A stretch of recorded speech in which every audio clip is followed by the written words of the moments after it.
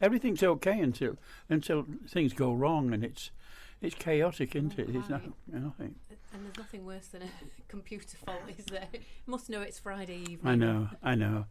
But anyway, we'll start at the beginning again, and we'll welcome everybody. Special guest tonight, Helen Weir, and she's our hypnotherapist. That's right. And as I say, she's here probably more times than some of our presenters. But you just can't get rid of me, can you, George? No. So I've got some questions I'd like to ask, if that's okay. Yeah, that's fine. Because we're going to talk about fears and phobias. Yeah, tonight. We're going to, fears and phobias. What's the difference? So there is a difference between a fear and a phobia. And you'll find that most people, when they're talking about fears and phobias, they tend to use these words interchangeably, but actually they're two different things. And somebody with a phobia has a different response to somebody with a fear. So somebody with a phobia has a much bigger reaction. So they have a physical reaction like fainting or vomiting or something major physical reaction, and that's the way you tell the difference between a fear and a phobia. And there's about 500 different kinds of fears and phobias out there, and I'm sure if we went to count them up we could probably find more than 500, because there's all sorts of strange and weird and wonderful things out there.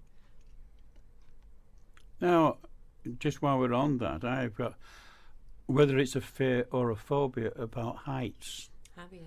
Which one is it? Well, I'm terrified on heights. So going across a bridge or anything. I can't look over when you go on holiday, I don't go on the verandas. Right. Okay. Because I daren't. And what would happen if you did? I don't know. I won't do it. Right. Okay. So I'd put one foot outside onto the veranda or the balcony. Mm. And that's it. I bring it straight in again. Right. Okay. Now, the last time I went, I said, "Can I have a ground floor, please?" So they gave me a ground floor. Yeah. It's probably a fear, but we don't know because we haven't actually tested to see what your reaction would be actually in that situation. So the only way we definitely know is by putting you somewhere up high and testing, which I don't think you thank me for right now. You're afraid that you might just fall off wherever it is. You feel like you want to jump. And that fear of heights is a really common one, particularly associated with those intrusive thoughts that you're having, like feeling like you could just fall off the edge or throw yourself. I mean, I'm okay in a plane. Yeah. No problem. Because you're enclosed, aren't you? I'm enclosed and I'm sat down. Yeah. I can look through the window, no problems. Yeah. It's a completely different experience to a height, isn't it? Mm. And the heights you're talking about, I worked with somebody just before Christmas and we were working on their fear of heights because they were going on a trip to South Africa with work, so not with family but with work colleagues, and they were going up Tabletop Mountain, and I don't know how much you know about that, but I've been up it. Have you? So did you go on that amazing cable car that goes up it that spins? No, drove. Right.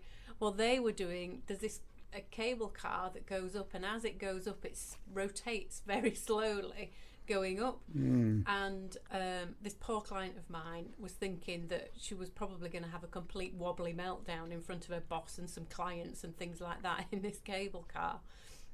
Anyway, we did some work together and I had some really lovely pictures of her smiling on the cable car, sitting on top of the mountain, having a picnic, all those kinds of things, which she thought was completely impossible because prior to that she would have problems going up certain staircases because of heights. Even a staircase would trigger a fear of heights. Ladders as well. So yeah. I mean that's all probably. How does these phobias react? Yeah. So different people react in different ways, and so it's usually triggering off the fight or flight response, and it's coming from your subconscious. Because if you think, let's use your fear of heights as an example. Rationally, you know that you're not actually going to fall off that veranda. You're not going to jump over the edge of that balcony. You know that, but your subconscious is telling you otherwise. And so with a fear or a phobia, you tend to have this battle between subconscious and conscious mind. It's like somebody with a fear of spiders. subconsciously they know that, you know, we live in the UK, they might be a bit creepy and some of them can be a bit large, but actually they're not going to do us any harm. And, you know, you could swat them with a newspaper or your boot or something and the problem's gone. But subconsciously, your subconscious has decided that this is the most terrifying thing known to man. And so what happens is it triggers off this fight, flight or freeze response. And this is our primeval reaction to fear or danger. So you imagine that you are caveman George, and there you are out on a plane with your little spear in your hand, and along comes a saber-toothed tiger.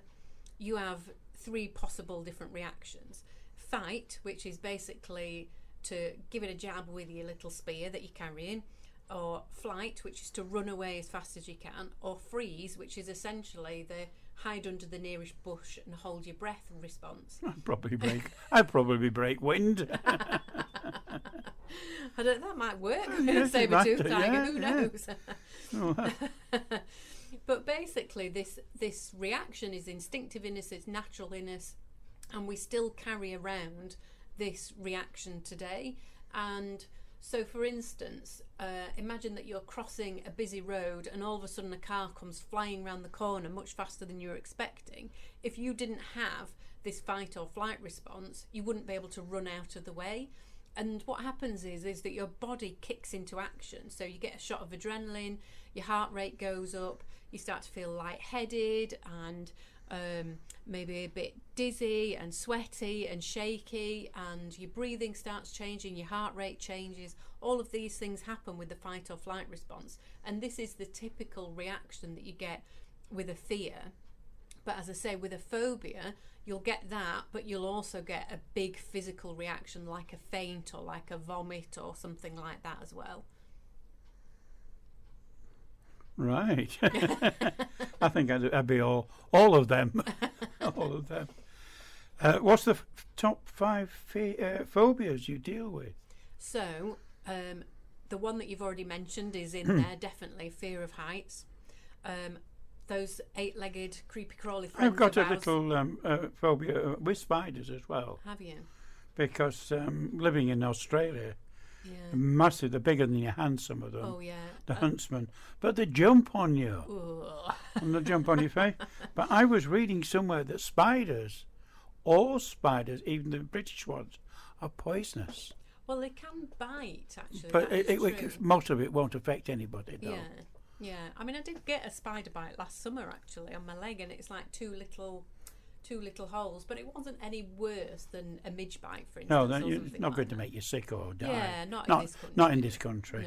No. So you won't catch me moving to Australia anytime soon because of those spiders. And they jump. Oh well, I used to have a really bad fear of spiders to the point where I've been known to barricade myself in a room away from them.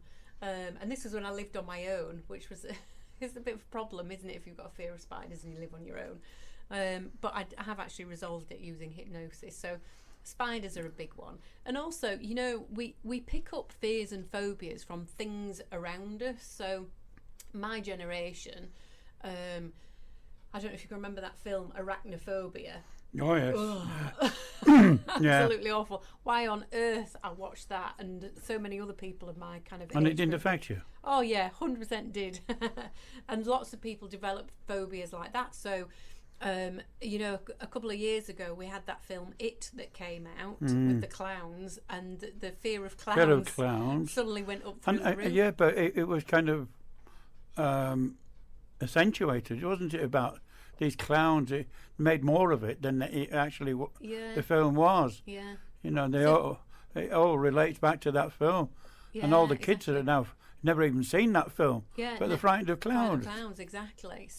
So we pick up fears and phobias like that, and also you can pick them up from childhood experiences. Like, for instance, say you had a kid brother and he threw a spider down your neck at some point when you were a kid, then you might develop a fear of spiders. Or say your parent was really frightened of wasps, and every time there was a wasp near they were kind of shrieking and waving their arms around like windmills, then you might develop that same fear because it's a learned behaviour.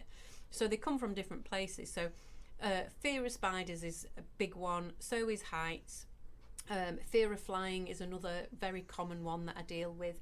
And I'm just going to put a plea out. If you need to come and see me for a fear of flying, please don't come just the week before you're due to fly. We need a little bit longer than a week just to work on it. But we can usually do some great work with fear of flying.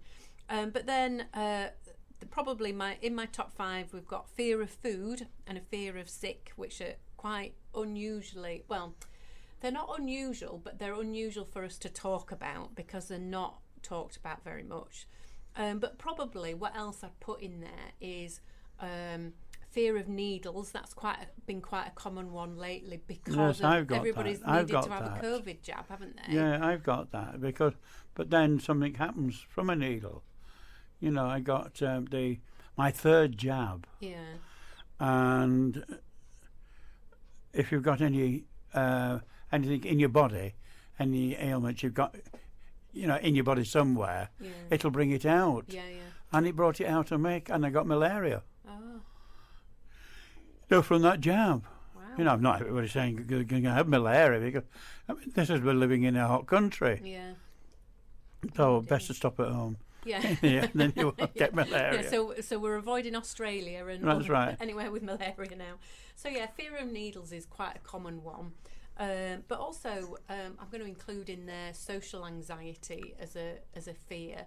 That's a really common one, and also much more common since all of this COVID and lockdown and everything, because lots of people have been isolating. They've not seen as many people as they usually do. They've been working from home, and suddenly there's a social event, and their social anxiety goes up through the roof. Or even just those kind of everyday interactions with the person in the shop or the bus driver or things like that can actually really trigger someone's social anxiety. So those things are things that I've seen on the increase since all the COVID situation. So shall I tell you a bit more about what's a fear of food then? I'm going to say, what is a fear of food? Well, you see, when I talk about this, a lot of people, their instant reaction might be to have a bit of a giggle and sort of go, well, I wish I had a fear of food. That's for people that don't understand it, that is quite a common reaction. But it's got a couple of acronyms, ARFID, the Avoidant Restrictive Food Intake Disorder. And it also used to be known as Selective Eating Disorder, SED. And basically, this fear or phobia tends to come along because of maybe a sickness bug or a choking incident, often in early childhood.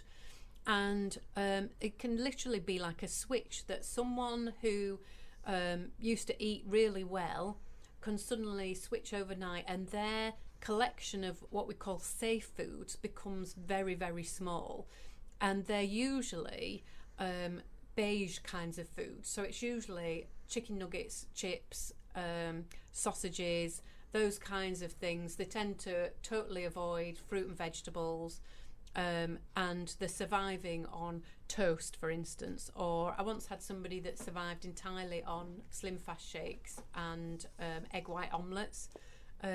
So again, you might think, well, so what? What does it matter? But actually it has a massive impact on somebody's life, because how do you date someone if you can't go out for dinner?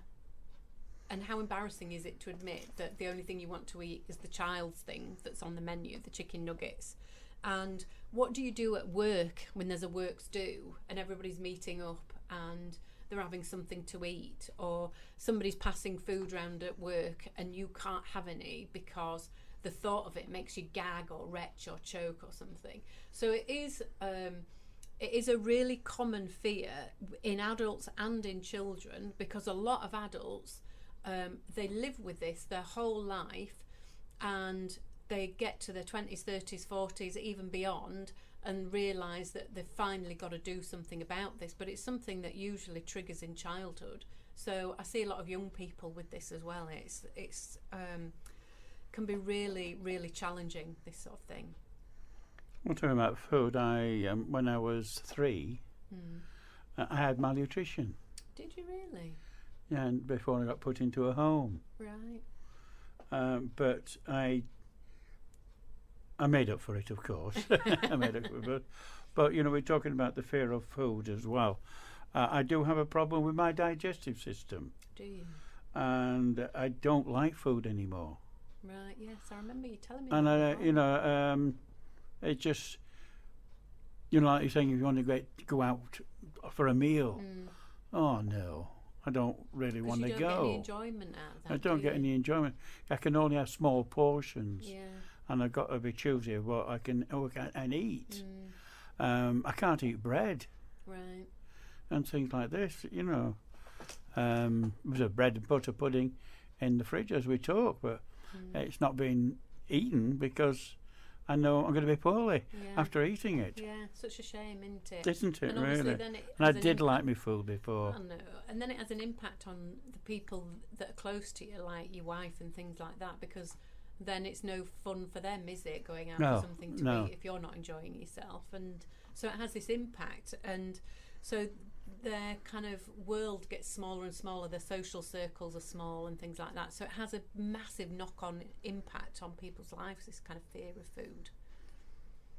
I mean, I do, it's leading up to my next question anyway, but if I do have just that one fork or spoon extra, it'll make me sick. Will it? And then, I'm going to say, tell me about being fear of sick. Yeah, and again, it's a really common phobia, and lots of people are struggling with this and trying to manage this in everyday life, because it's one of those things that we don't really talk about, and we really should, because it's usually linked with a kind of fear of germs and other ill people. Usually it's the person themselves that's fearful of being sick, but also they can have a terrible fear of someone around them being sick. And it makes life really, really challenging, because firstly you end up spending absolute fortune on cleaning products and getting a slightly obsessive nature around cleaning things. But also it makes it really difficult, again, to socialise.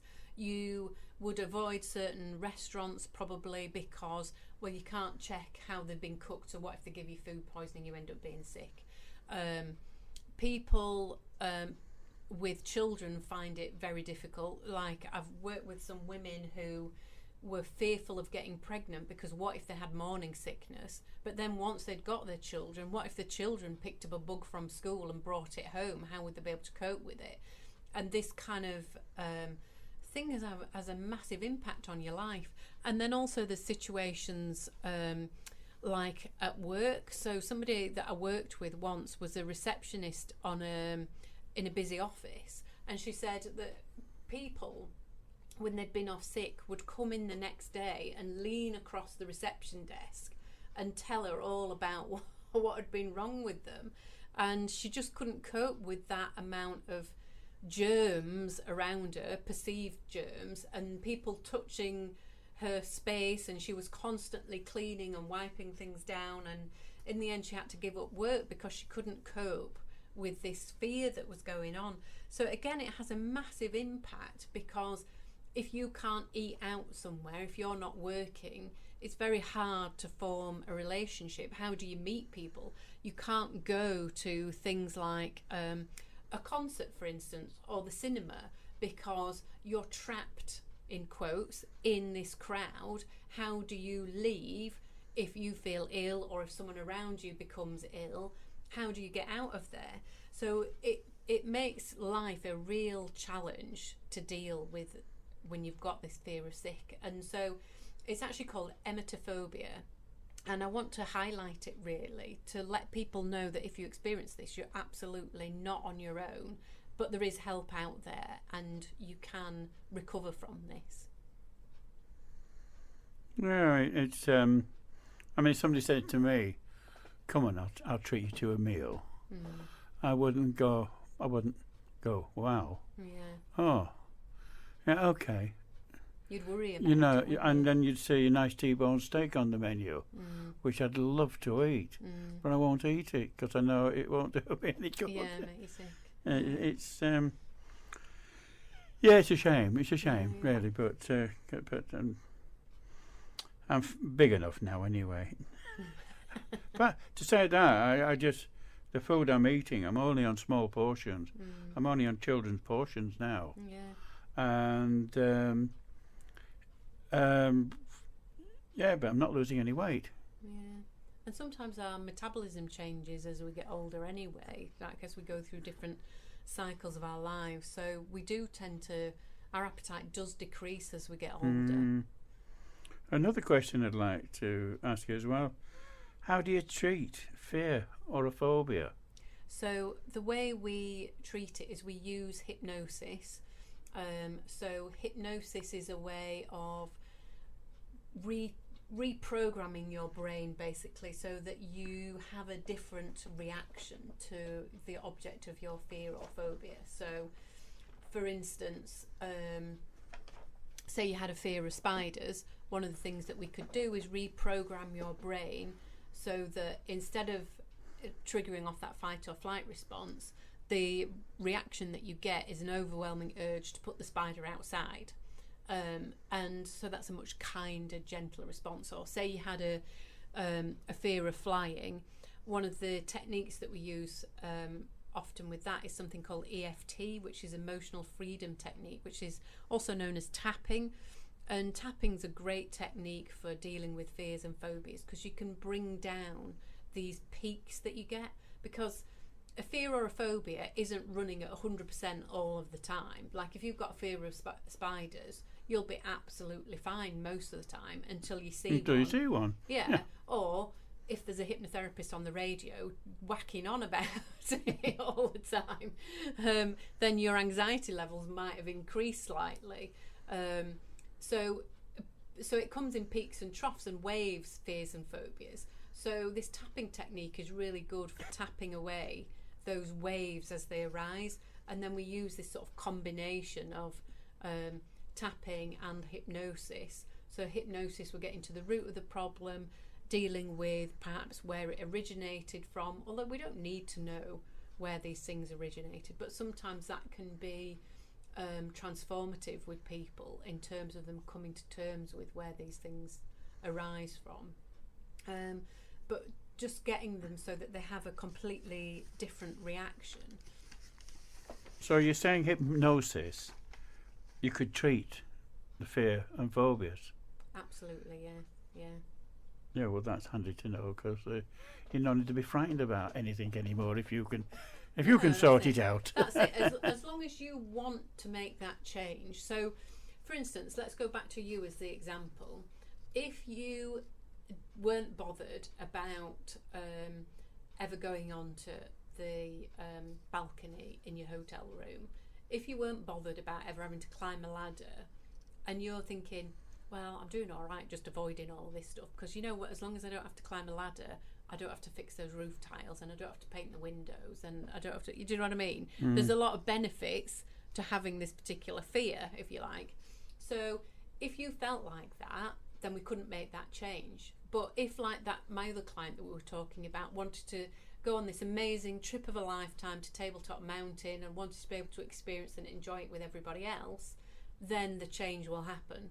So it just depends what your motivation is. So for instance, one fear that I was working with somebody this week was fear of driving on a motorway.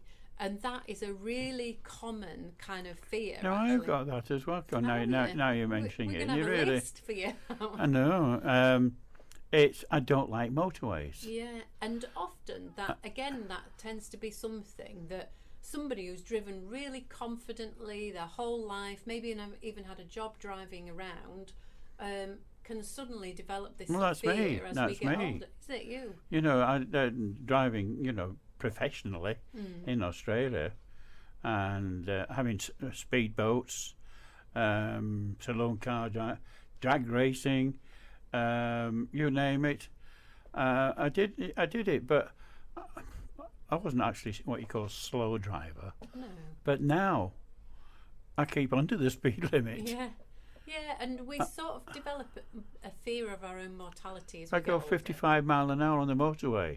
It's a bit slow, I know, but I don't like overtaking. Yeah, and that's a kind of natural thing that happens as we get older anyway. But where people are really struggling with it, then I can help them make that change. But equally, if you're not bothered about driving on the motorway and you'd much rather drive on the country lanes, then anything I do is not going to make any difference at all, because you don't want to change the status quo. So nothing I tell you or nothing we do. I mean, I prefer the back roads anyway, because it's more pleasant drive. It's a pleasant drive. The motorway drive, I suppose it's okay to get to A to B in a short, quick time, but it takes the enjoyment out of driving. It's a boring drive, isn't it? I like to see this and like to see that. You don't see just a road on a motorway. Yeah. So I think that might go, because when I used to go with my father, when we used to go picnics, as we used to do in the old days, we'd be anywhere. Yeah. We'd drive anywhere. It could be in Timbuktu in the afternoon. Yeah. You know, and so I like driving away from the motorways if I can. Yeah, I totally get that. So there you are, you see, that proves my point, that if I was to hypnotise you to want to drive on motorways, your subconscious would be like, no thanks, Helen, we're quite happy with where we are at the moment. Yeah. It wouldn't have any effect, you see. But if somebody needed to drive on the motorway for their job and they wanted to make that change, then that would work then in that situation. I'm going to go to Manchester and I go on the M62 and the X621 onto the M60, so that's 3 motorways to go where I go. But I drive very steadily and I'll keep on the inside lane. Everybody overtakes me. But I'm. But that's what makes you comfortable. I like to enjoy my driving. Yeah. Sit back, relax, look and enjoy. Get the radio on, sing along. Oh yeah. I suppose it's going back in the old days, isn't it? That you know, you're brought up as well. Yeah, exactly. You were brought up before the motorways. Believe it, you wouldn't remember. I remember when the M1 was opened. Do you? Yeah. I can't say I do. When was that then? Oh God, I can't remember now. It's going back. Is it the 50s? Something like that. Really? You know, I wasn't there when the Roman roads were built, so I don't want any cheek.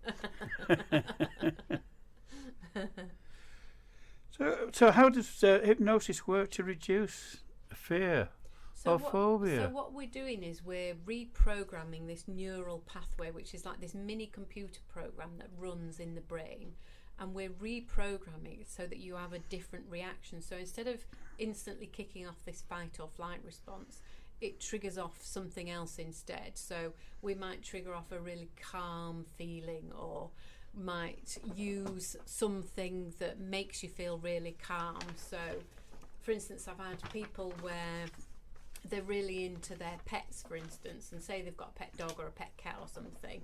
You can get them to visualise sitting and stroking that pet dog or pet cat or something, because that's a really calming, relaxing thing to do. Or maybe someone's got a favourite place that they've been to on holiday, and they've been to, I don't know, Spain or something like that, and they like lying on the beaches there and soaking up the sun and things like that. Then you could use that memory that they have of this wonderful relaxing place and use that to overlay their reaction to the thing that causes them the fear, if that makes sense. Yeah. Sort of. Yeah. Sort of, yeah. I mean, how long does it take to fix a fear or a phobia? Well, the strange thing is there a time? Well, most things, like the thing with a phobia actually is, ironically, you would think it would be the other way around, but a phobia is actually quicker to fix than a fear. So phobias you can often do in a couple of sessions, whereas a fear might take you maybe 4, maybe 6 sessions, something like that. So it's still relatively quick actually. You can get most things sorted out pretty sharpish. You can't put a date on it, can you? No, not completely. And also you've got to remember that there's a scale on these things. So if we use our spider phobic, for example, at one end you've got the person with their fear of spiders who freaks out every time they see a spider and needs to run away and seal off the room. And then somewhere in the middle you've got Mr. and Mrs. Average, who will don't particularly like spiders, but they'll put a glass over it and shove it out in the garden if they see one. And then down at the other end of this scale you've got the pet tarantula owner. So you see you've got a whole range of emotions in relation to spiders, and the person with the terrible fear of spiders, yes, we can get them to the middle range probably, where they could put a glass over it and stick it out, but it's highly unlikely that they would have such a complete change in their reaction to spiders that they'd ever want to own one as a pet, for instance. So there's sort of shades of grey in it, if you like, in terms of what actually is a success. And you'll be glad to know that if you ever did come to see me about a spider phobia, I'm never ever going to put one into your hand at the end of a session. I would never do that. It's just, you see them do that on TV all the time, and it's just the worst thing. I think I'd be worse. What a horrible thing to do. I'd be worse about it. You know, I'd be frightened about, you know. And then it comes into my hand. Yeah, if you knew that was going to happen, it'd be awful. So yeah. I mean, like we were going back like Australia with snakes. Yeah. Now our friend had a snake come into the house, a brown snake. A brown snake, of course, kills you. Oh right, okay. And they're very common. Sounds really. And they're very common. Sounds really safe when you describe it. Doesn't as a it? brown Doesn't snake. it? A brown snake. Yeah. And one came into the children's bedroom and went behind the wardrobe. Oh. So Keith had to go and get it out. Oh no. But usually the council come and take it away for you. But if the council come, they take it and put it in their net, and they take it out and put it in the bush. They will not kill it. Right. Because if you see on the back of the cars and the thing, it says, "Don't kill a snake. We're Australian too." Oh. You know. I don't know how to feel about that. I know. If it would have been in my kid's bedroom. Wow. I know. So it's. I suppose it's like sharks. I've swam with sharks, and you get used to it. Yeah, and again, that's a classic example of a generation that can remember the Jaws movie and was absolutely terrified by that at the cinema, who then developed a fear of sharks. Well, I met Jacques Cousteau. You wouldn't have known. Well, I do, with the diver. I know, and we went diving. Wow. And that's quite the name drop, George. Oh yes, I had to pick him up from the airport actually, take him to a motel for the night. Right. And I had to pick him up in the morning, take him to the boat, which is called the Calypso. And I was introduced to all the crew. Yeah. And I got on really, really well with him because I did a lot of fishing. And I was frightened of fish at the beginning because they bite you, or the scales, or the fins. But I got to it that I'd have no shoes on, and I'd bare hands, and I got so used to it, it never bothered me with fish. Yeah. And no matter what size they were. Yeah, sometimes that's what it takes to get over a fear of something, is to do it. I don't know. Yeah, immersion in it, but But he was a great bloke, really nice bloke. Yeah. We had a lot in common. How exciting. And I didn't know who he was when I picked him up. Oh, didn't you? I did not know. I don't think I'd recognise him. Did you recognise him once you picked him up? I wouldn't know. Well, completely out of context, isn't it, when you're in Australia? Yeah. And you pick this bloke up, because, I just had to go because we had with ANZAC and ANZAC Airlines, I had what he quits with them, and I had to pick somebody up and take him to the motel, and we had I dropped him off. Well, we had a few beers in the motel, and we were chatting away with all the fish and inquiring all that, and the following day I picked him up, took him to the boat, and I saw the boat. It came because we lived in a harbour, and I saw the boat. It was called Calypso. And I thought, Calypso, that does actually ring a bell, but I don't know where from. Yeah. And it came to me, he says, "Are you Jacques Cousteau?" And he said, "Yeah." I thought, blimey. Well, there you go. But, can I ask you, keep it clean because it's a family show. Go on. What's the strangest phobia anyone has asked you about? Well, I've probably got 2 or 3 to give you as examples.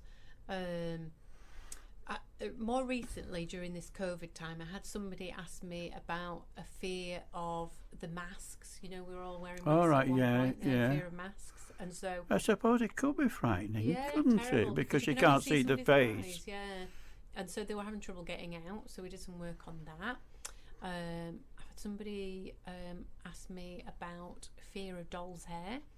I've had someone ask me about fear of the Go Compare man, which again which you might think is a bit strange and a bit funny, but actually he's blooming everywhere, that guy. So if you had a fear of him, it then impacts on your ability to watch TV, to put on the radio, because what if he pops up in an advert? Yeah, he's a Welsh opera singer, isn't he? Yeah, what happens if you go into a shop and they've got the radio playing and he comes on the radio and things like that? So it does actually, although it sounds a bit daft, it does actually have a massive impact on your life and the things that you can do. So there's been some odd ones over the years, but they're probably the most unusual. It's amazing what happens in your brain. Exactly. It's all to do with your subconscious deciding. I know you can sort it out as well. Exactly, yes. You know, that's... I have by experience, by the way, and a few friends as well, so we can guarantee the authenticity. Is that the word? Yeah, that's a good word. Well, I'll take that. I don't know where that came from there, because you hear about this and you hear about that, but Helen is the one to sort you out. I'm sure on that. So, do you want a little break then now? Let's play a record, and then we're gonna have a little game, folks. All right. It sounds intriguing.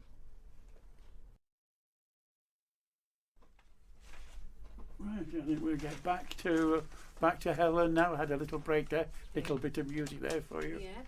Oh, Nice the interlude. Yes. How do we call it? We've had an ice cream. I've had an ice cream. So I didn't say that. You must have eaten it by yourself. I bet you can peel an orange, can't you, in your trousers, in your pocket. So during that interval, I passed George a sheet of paper with now I'm some going to look words completely on. stupid and silly now, because you've given me some meanings of phobias, haven't you? Well, I've given you some phobias. And I thought maybe we could have a little the meaning game of it is. Firstly, can George pronounce any of them? I've looked at them and I can't pronounce any of them, not some of them. But also, can he guess what they mean or what they're a phobia of? Well, I shall try. So let's start with this first one. I shall try. Now, it's hippopotamonstrosiquipped dialophobia. Very, very Was that close. good? Yeah, that was really good. So how many letters do you reckon's in that word? I don't know. A lot. A lot, isn't there? There's nothing in between. There's no gaps. No, it's a ridiculously long word, Isn't isn't it? Like supercalifragilistic. Oh, I know what it is. Do you know what it is? It's a place in North Wales. Yeah. Have you seen it on a road sign somewhere? Yeah, Oh, no, you just. I can say that, but I couldn't say that. Took me a long time. Took me years to learn that. So have a guess, now that you know that it's a ridiculously long word, and I'm Can giving I you a have a clue guess? there. Yeah. Is it anything to do with hippopotamuses? No. Oh. No. We're being sorry. hippopotamonstra. Yeah. Nothing to do with hippopotamuses. Nothing at all to do with hippopotamus. Well, please, It I pray. is, and here's the irony. It's a massive irony, and I was giving you as heavy hints there. It's a fear of long words. Thank you. Yeah, well, I had a bit of a fear there, ready to see. How to see if I ridiculous could that say that it. word is one of the longest And words that's in the dictionary. fear. Yeah, it's more like a social fear in terms of stumbling over long words and things like that, rather than just seeing them written down. But yes, it is a genuine fear. Never had a client with it yet, but you never know. Love, that's we learn something every day, don't you? Yeah. And I'm going to try another one now. Okay, next one. So Short one. please be patient with me, because I've got a fear of long words, and this is ergophobia. Yeah, so that's a much shorter Ergo, one. yeah, it's only a third of. So phobia words are actually made up of Greek elements. So they're the Greek element of whatever the phobia is, with the word phobia tagged on the end. So, but I'm not sure that's going to help you in any way. Oh, to guess what it beer is. on the end. You know, they're all beers, aren't Yeah, they? they've all got phobia on the end, haven't they? Yeah. So ergo. Yeah, go on then. Ergophobia is a fear of work. I think we've all come across this, haven't we? Exactly. Really? So next time you want something to write on your sick note, put ergophobia on because it Get sounds my mother really to ring up. flash. Yeah. Fear of work. Well, ergophobia. So this next one on this list Go is on, a then. really weird, Right. obscure one. So Can- let's see. I'll have a let's see you go. I'll have a pronounce it. go. Archibutcherophobia. No? Close. I think it's probably Iraqi. butty. Iraqi butty. Butyrophobia or Iraqi. something Something like to that. do with bacon sandwiches, butties. Oh, you're close. It is a food-related one. Is it? Yeah. It's, so you're getting warmer. You're on the right track. So you have a phobia of bacon butties? No, it's a phobia of a particular kind of food. Spider butties. No, it's a fear of it. Okay, let me give you half of it. It's a fear of a particular kind of food sticking to the roof of your mouth. Right. So think of foods that stick to the roof of your mouth. Something that Well, you put on a sandwich. Nothing sticks in my mouth. And chewing gum does. I can't think of any. What sticks on my mouth? Peanut butter. So this is a I've fear. never had peanut butter. Oh, well, there you go. What, you've lived in Australia and you've never had peanut butter? They love Oh, it, don't they they? don't have peanut butter there. It's all. What's them? Oh, it's the other thing, isn't it? The thing that's like Marmite. Yeah. Oh, Vegemite. Vegemite. That's it. Vegemite. Vegemite. It's the same as Bovril, really. Yeah. Fear of peanut butter sticking to the roof of your mouth. Yeah. I mean, I like nuts, peanuts, but I've never had peanut butter. Ah. Oh, well, there you are. Then you wouldn't know. Maybe you have this phobia and you'll never know because you've never had I'd peanut actually butter. had a taste, I think, once when I was a child, Yeah. and I didn't like it. Ah. Maybe you've got this phobia, George. So I've never looked at it as a phobia, I to tell be you what, honest. by the end of this conversation, you'll have a list of about 10 fears and phobias. Won't you? I'll be frightened of going out. I'll be booking you for the week. So can I have 9 o'clock in the morning to 10 o'clock every morning? Yes. Just I book think I you need it now. Uh-huh. So this next one is an interesting one. I reckon my teenage children 100% have this fear. Well, this would probably be...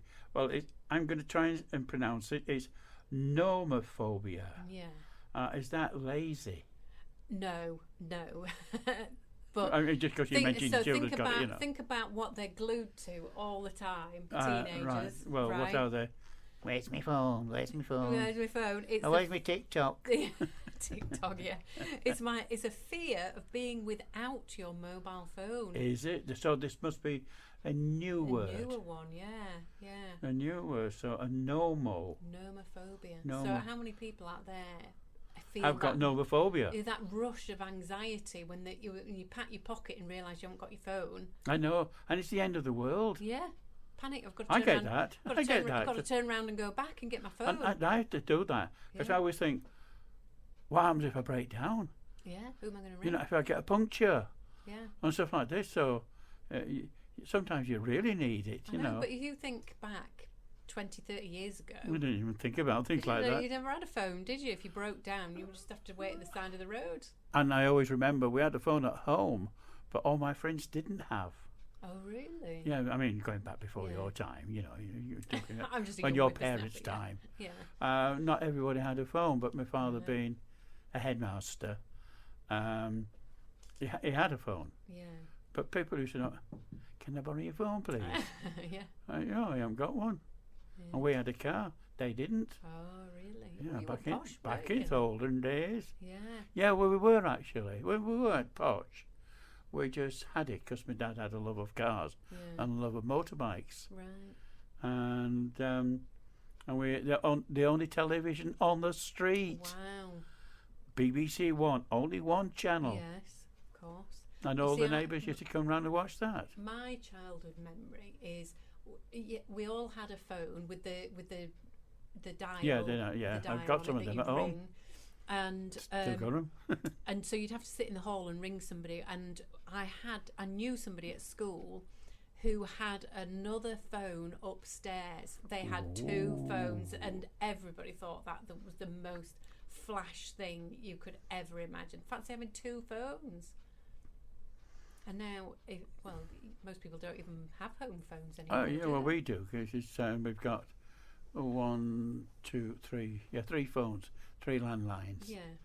And there goes the mobile. But we still get a lot of people ring us up Do you? on the landline, Right. and I think it's always good to have, Yeah. as it has like as a backup, really. Yeah, I only recently got rid of my landline because during lockdown I was just getting loads of junk calls on it, and before that the only person who used to ring me on it was my mother anyway. So I've just got rid of it, and now my mum's learnt to ring me on my mobile. So Right, I've got another one here. okay. I'm going to have a go again. Okay. Omphalobophobia. Yeah, it does sound a bit like Oompa Loompa, doesn't it? It looks like a bit like Oompa Loompa. Omphalobophobia. Is it something to do with instruments? No, it's actually to do with a part of the body. It's a fear of the part of the body. And don't worry, it's family friendly.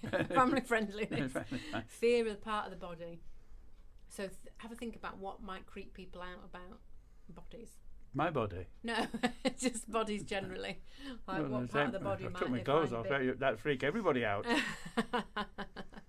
Well, you're going to love the next phobia then. Right. So in fact, maybe we should do these two together.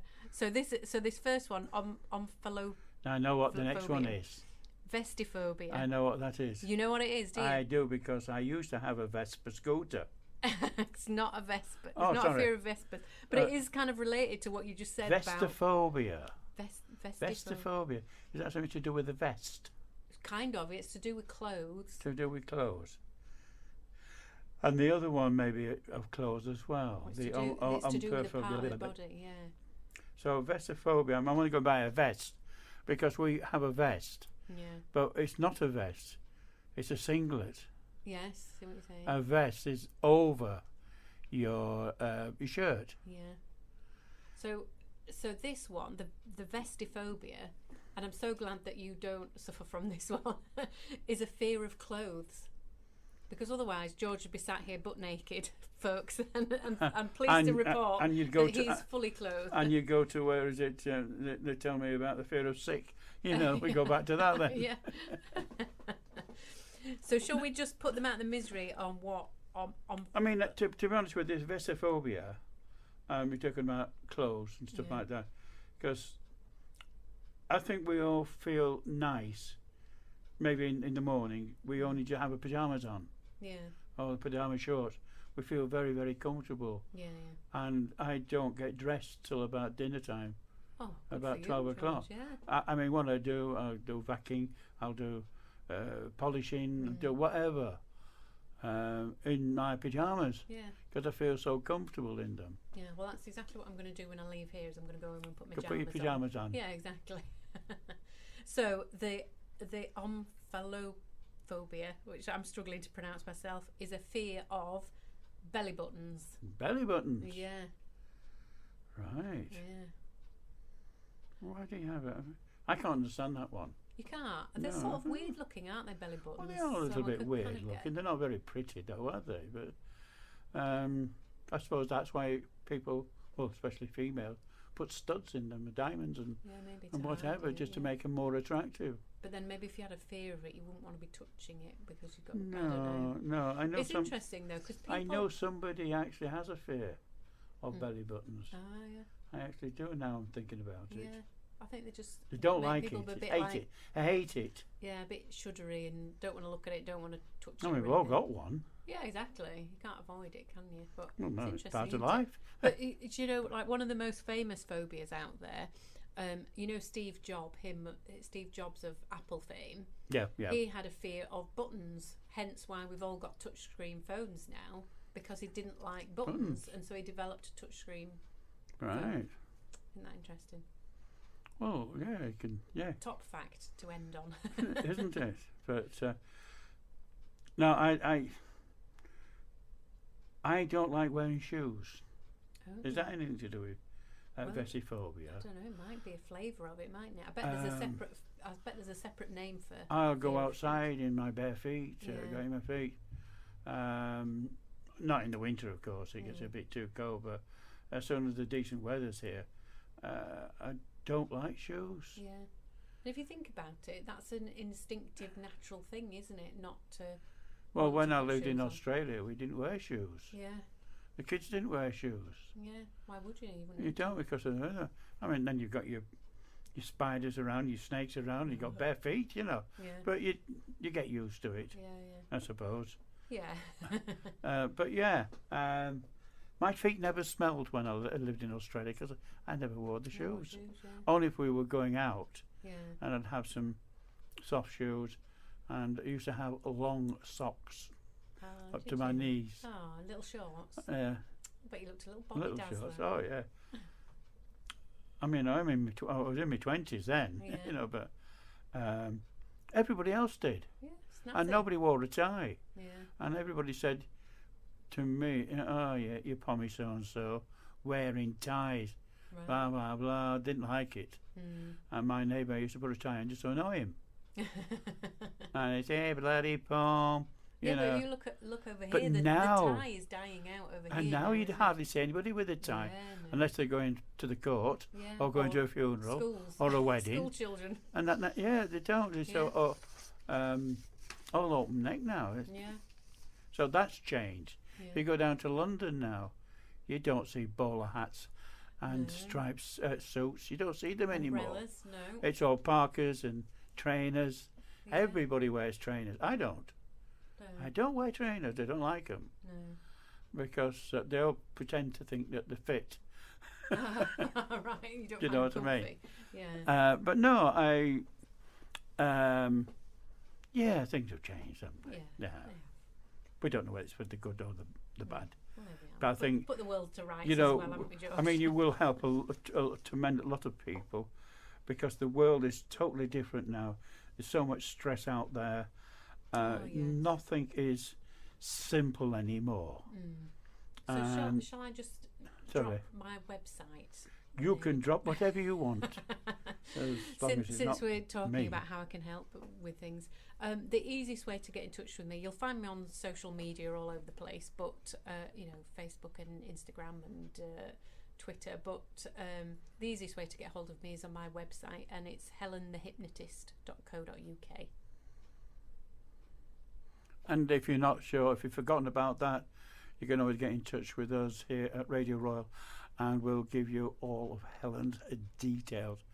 I've been under the spell. I call it under the spell of hypnosis as well. And clicked my fingers when I came in. I clicked my and another friend came as well with the same problem.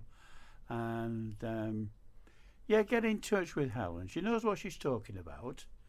And maybe she might not be able to pronounce some of these words, like me. But no. I should have checked that first, shouldn't I? That before testing you and laughing at you not being able to pronounce them, that I could actually pronounce them myself, couldn't I?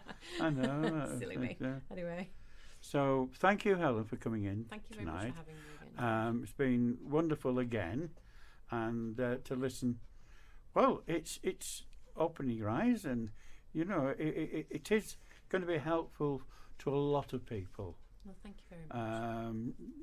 Because and of course, if you've got any, we can't mention it over the air, I suppose, but the strangest phobia, I can mention quite a few, but as it's a family show. Tell me off air, George. Yeah, there'll be a lot of things what we can't talk about, of course. Yeah. And of course, you could help them as well. Yeah, absolutely. Yeah. So, no matter what problem you've got, yes, and that's see the Helen. Thing. Yeah, but we're sort of doing it lightheartedly this evening. But if no matter how weird or wonderful you think your particular fear or phobia is, or whatever your mental health issue is, I can 100% guarantee you've heard something weirder. So you don't need to be fearful of talking about it with me, because it'll be dealt with sensitively. She's a good listener. Yes. She's a good listener. Thank you. But I think it's funny about, I'm not trying to be sexist, but about talking about females and their shape, bodies and things like that. You're finding overweight, can't say fat anymore, can you? Big, whatever. And they're happy with the way they look. They're quite confident. And there's other people who've got marvellous figures and not confident, and they think they're their bodies are horrible. Yeah, that's it. And I do lots of work with sort of body confidence and dealing with your relationship with food. I mean, whatever you've got. Be confident with it. Yeah, exactly. I know I'm not thin, but I mean, I've got no wrinkles, but you don't get wrinkles on balloons. But I'm not ashamed. I know I should be really, but I'm not. I don't. It doesn't worry me at all. You just got to. You know, there's certain things I can do. Good. Right, Helen. Thank you very, note. very much. And we'll, on that note, yeah, we'll hope to see you in the near future, anyway. I'll be back. And I'll be back, yeah. And bring something. Bring something else to the table, and we'll discuss whatever it is. I'm sure it's we're going to be listening, of course. And well, you've been listening to Helen Weir, and this is Radio Royal Bradford. There you remember the Bradford bit at the end, because then you know who we are. So thank you very, very much for listening.